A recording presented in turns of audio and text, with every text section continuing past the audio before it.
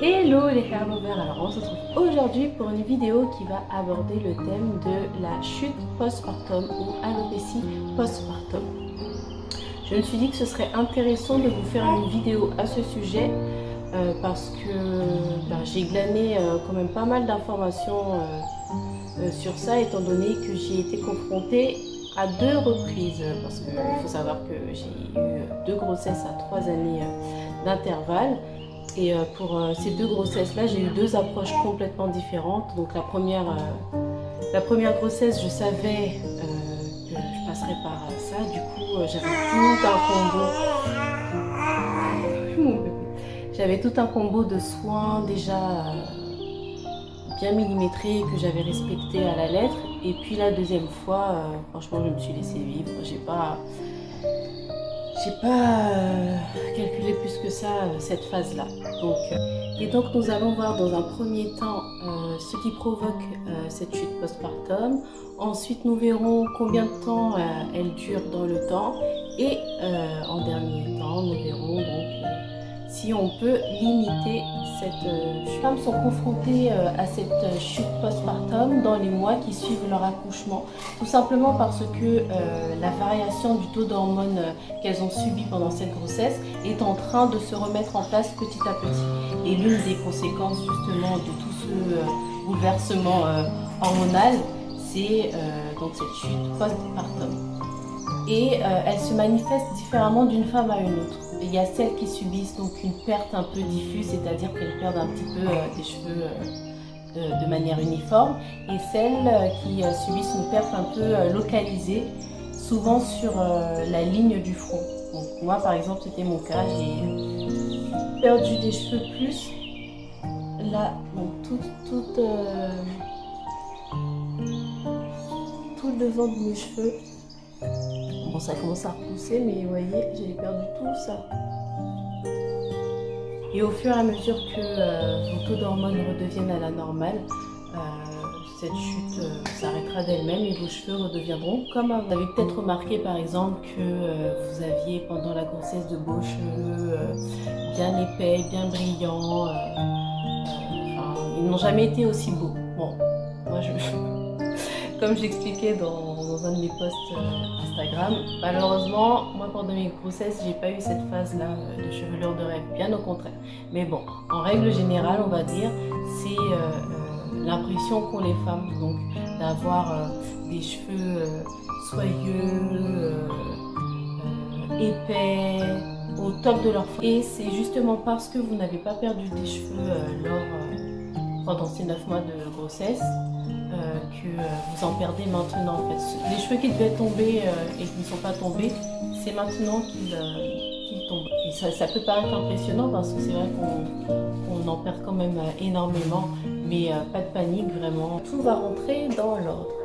Maintenant nous allons voir quand cette chute commence-t-elle. La chute postpartum, en règle générale, commence quelques mois après l'accouchement, dans les alentours du 3e, 4e mois. Combien de temps cette chute dure-t-elle? Ça varie d'une femme à une autre, mais ça n'excède pas, en règle générale, 3 mois.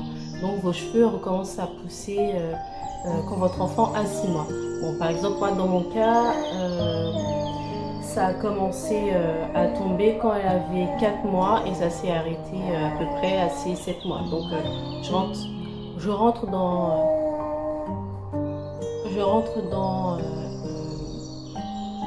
la généralité des 3 mois. Et vos cheveux devraient être revenus comme avant environ 12 mois après, donc soit au 1 an de votre enfant. Enfin, dernier point, comment empêcher ou arrêter la chute postpartum? Alors, comme on a vu tout à l'heure, étant donné que c'est une chute purement hormonale, vous ne pouvez rien faire contre cette chute-là. Il n'y a pas de remède miracle pour l'arrêter. Il faut juste laisser donc la nature suivre son cours. Mais après, ce que vous pouvez faire, c'est peut-être ralentir les effets en prenant notamment des compléments alimentaires, en essayant d'être le plus doux possible lors de vos brossages de cheveux. ou quand vous peignez vos cheveux, ou quand vous les lavez. Enfin bref, vraiment faire preuve de douceur et de patience. Par contre, là où vous devez vous inquiéter, c'est si si pendant 6 mois vous avez encore cette chute bien persistante, là, allez consulter un professionnel, vraiment. Parce qu'il se peut que ça ait déréglé, votre accouchement ait déréglé des problèmes de thyroïde. Et là, du coup, on rentre dans le domaine médical et aucun complément, aucun, on va dire, shampoing ou tout ce qu'on vous propose à la vente lambda, on va dire, ne pourra arrêter cette chute-là. Juste votre praticien qui saura vous dire, en fait, selon ce à quoi c'est lié, il pourra du coup vous orienter vers la médication adaptée. Voilà. Et du coup, mon témoignage à moi, c'est justement comme je vous disais, ma première grossesse, j'avais tout un arsenal de soins prêt à l'emploi que j'ai scrupuleusement respecté, à savoir compléments alimentaires, shampoing, une routine bien établie, etc. Et franchement, ça n'a servi à rien parce que quand j'ai comparé avec ma deuxième grossesse où j'ai strictement rien fait, finalement, c'était pareil. Donc vraiment, j'ai perdu mon temps et mon argent à vouloir me battre contre le vent, tout simplement. Parce qu'en fait, ça m'a fait prendre conscience que c'est comme les feuilles d'automne.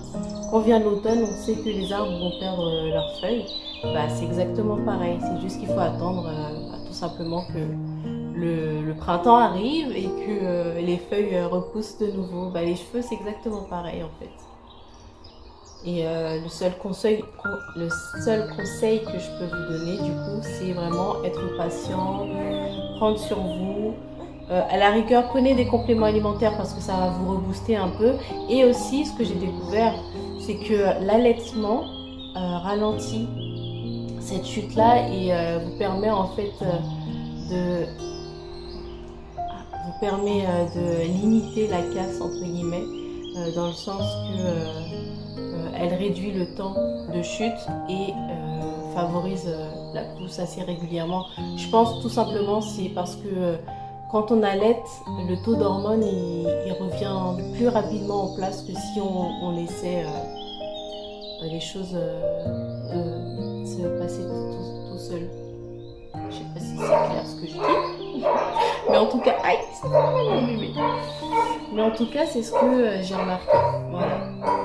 Donc, l'allaitement, si vous pouvez prendre des compléments alimentaires, mais ça c'est plus pour vous rebooster en termes d'énergie parce que vous en aurez besoin, croyez-moi. Et aussi boire de l'eau, ce qu'on sait déjà. Voilà, donc j'espère que j'ai été assez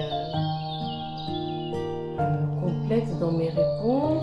Si toutefois j'ai oublié des choses, je pense que je rajouterai à la barre d'infos. Et si vous avez des questions, n'hésitez pas à me les soumettre, j'y répondrai avec plaisir. Voilà mes hair lovers pour cette vidéo, j'espère qu'elle vous sera utile comme à chaque fois.